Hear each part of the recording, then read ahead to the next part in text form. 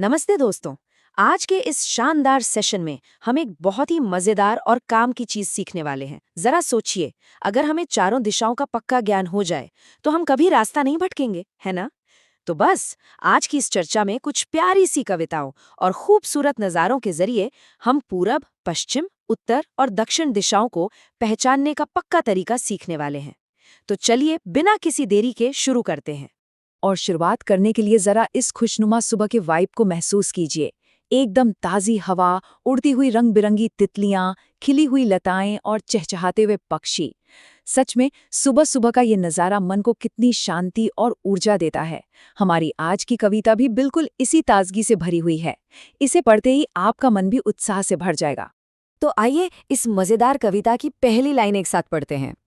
उगता सूरज जिधर सामने, उधर खड़े हो मुंह करके तुम। बहुत ही आसान है।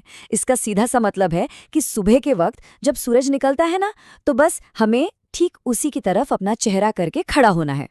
दिशाओं को समझने का ये सबसे पहला और सबसे जरूरी कदम है। और हाँ, याद रखिए कि ये कोई बोरिंग क्लास नहीं है, बल्कि एक आनंदमयी कविता है। मतलब खुशियों और मस्ती से भरी हुई। जैसे कोई मगन होकर अपना वाद्य यंत्र बजाता है ना, बिल्कुल उसी तरह हमें भी इस कविता को पूरे मजे, मुस्कान और एक बढ़िया सी लय के साथ गाना है। आखिर खेल खेल में सीखने का मजा ही कुछ और है। चलिए अब कविता की दूसरी लाइन पर आते हैं।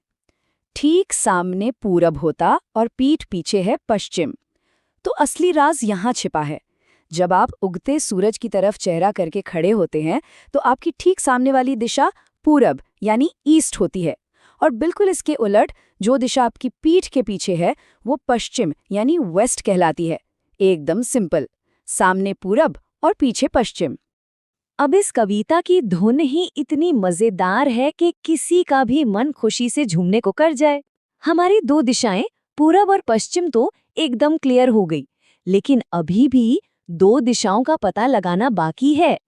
तो चलिए इसी खुशी और जोश को बरकरार रखते हुए आगे बढ़ते हैं और बाकी की दो दिशाओं का भी राज खोलते हैं। अगली लाइन कुछ इस तरह है। बाईं ओर दिशा उत्तर की, दाईं ओर तुम्हारे दक्षिण।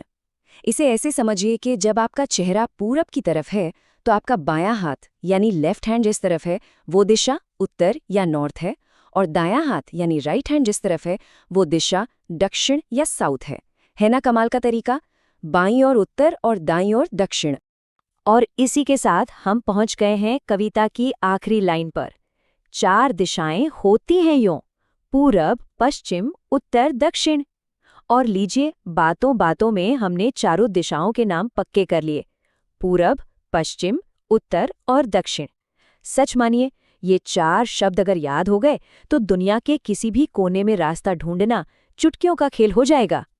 अब इस पूरी कविता का जो सबसे अहम हिस्सा है वो इस बात पर टिका है कि उगते हुए सूरज को देखकर दिशाएं कैसे तय की जाती हैं। ये सच में दिशाओं को पहचानने का सबसे पक्का तरीका है। भविष्य में जब भी आपको लगे कि आप दिशाओं में उलझ रहे हैं तो बस इसी तरह सुबह के सूरज की कल्पना कीजिए, आपको सारे जवाब खुद ब खुद मिल जाएंगे। आइए इसे अपने शरीर से जोड़कर और भी पक्के तरीके से याद कर लेते हैं। ये एकदम जादुई ट्रिक है। बस अपना चेहरा उगते सूरज की ओर रखिए। अब आपका चेहरा पूरब है, आपकी पीठ हमेशा पश्चिम होगी, आपका जो बायां हाथ है वो उत्तर दिशा बता रहा है और आपका दायां हाथ दक्षिण दिशा की ओर इशारा कर रहा है। एक बार इसे प्रैक्टिकली करके देखिए, आप जिंदगी में कभी रास्ता नहीं भटकेंगे। तो अब बढ़ते हैं अपनी बातचीत के लिए वाली चर्चा की तरफ। यहाँ एक बहुत ही दिलचस्प सवाल है, हम दिशा का अनुमान आखिर कैसे लगाते हैं? तो अभी तक हमने जो भी सीखा उससे ये तो बिल्कुल साफ है कि सबसे सटीक और प्राकृतिक तरीका उगते हुए सूरज को देखना ही है। क्योंकि सूरज रोजाना पूरब से ही उगता है, इसलिए प्रकृति की ये घड़ी हमारी सबसे बड़ी और भरोसेमंद गाइड है। अब जरा सोचिए, जब हम दोस्तों के साथ मिलकर कुछ नया सोचते हैं तो कितना मजा आता है। हमारा अगला काम भी कुछ ऐसा ही मजेदार है। हमें कुछ खास शब्दों को मिलाकर अपनी खुद की एक कहानी बनानी है। एक साथ मिलकर कहानी बुनना और फिर उसे सबको सुनाना, नई चीजें सीखने का इससे बढ़िया और क्रिएटिव तरीका और क्या हो सकता है? तो चलिए इन दिए गए शब्दों से एक छोटी सी और प्यारी सी कहानी बनाते हैं।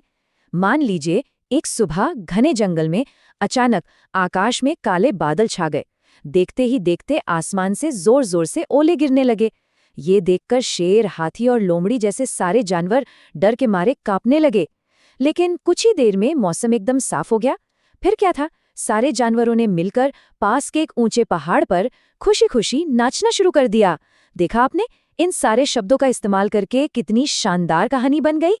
कहानी बनाने के इस मजेदार सफर के बाद अब बारी है खेल खेल में कुछ नया करने की। ये एक्टिविटी इतनी दिलचस्प है कि इसमें सबको बहुत मजा आने वाला है। ये कोई आम खेल नहीं है, बल्कि अपनी क्लासरूम की दीवारों को सजाने और एक टीम की तरह मिलकर काम करने का एक बेहद शानदार मौका है। इस खेल को हम कुछ आसान स्टेप्स में खेलेंगे। सबसे पहले तो हमें छोटे छोटे ग्रुप्स बनाने हैं। फिर हर ग्रुप को चारों दिशाओं के नाम वाले खूबसूरत कार्ड्स बनाने हैं। इसके बाद अपनी इमेजिनेशन का जादू चलाइए और हर दिशा के लिए कोई बढ़िया सी ड्राइंग बनाइए, जैसे पूरब के लिए मुस्कुराता हुआ सूरज। और आखिर में इन कार्ड्स को क्लासरूम की सही दिशा वाली दीवारों पर चिपकाना है। इससे क्लास भी सुंदर दिखेगी और दिशाएं भी हमेशा याद रहेंगी। चलिए, अब इस सेशन की सबसे आखिरी और सबसे प्यारी एक्टिविटी की तरफ बढ़ते हैं, जिसका नाम है आइए कुछ बनाएं। ये एक्टिविटी इतनी मजेदार है कि लगता है वो जंगल वाली प्यारी सी मुस्कुराती हुई गिलहरी भी हमारे साथ खेलने के लिए तैयार है। इस गेम के लिए हम सबको एक साथ मिलकर एक बड़े से गोल घेरे यानी सर्कल में बैठना है। सर्कल में बैठने के बाद हमें कुछ बहुत ही दिलचस्प सवालों के जवाब ढूंढने हैं। जैसे पहला सवाल, आपके दाईं ओर यानी राइट साइड में कौन कौन से दोस्त बैठे हैं? दूसरा, आपकी बाईं ओर यानी लेफ्ट साइड में कौन कौन है? तीसरा सवाल, अगर बाईं ओर से गिने तो आपका नंबर कौन सा आता है? और चौथा, दाईं ओर से गिनने पर आपका नंबर क्या है? इन मजेदार सवालों से दाएं और बाएं का सारा कंफ्यूजन हमेशा के लिए दूर हो जाएगा। तो दोस्तों, आज के इस खास सेशन में हमने कविताओं, कहानियों और मजेदार खेलों के जरिए अपनी चारों दिशाओं के बारे में बहुत कुछ सीखा। ये सफर सच में बहुत ही शानदार रहा। अब जाते जाते आपके लिए एक छोटा सा सवाल है।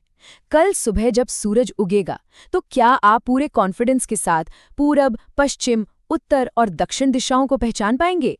मुझे पूरा यकीन है कि आपका जवाब हाँ होगा। कल सुबह इसका अभ्यास जरूर कीजिएगा। आज के सेशन में हमारे साथ जुड़ने के लिए आपका बहुत बहुत धन्यवाद।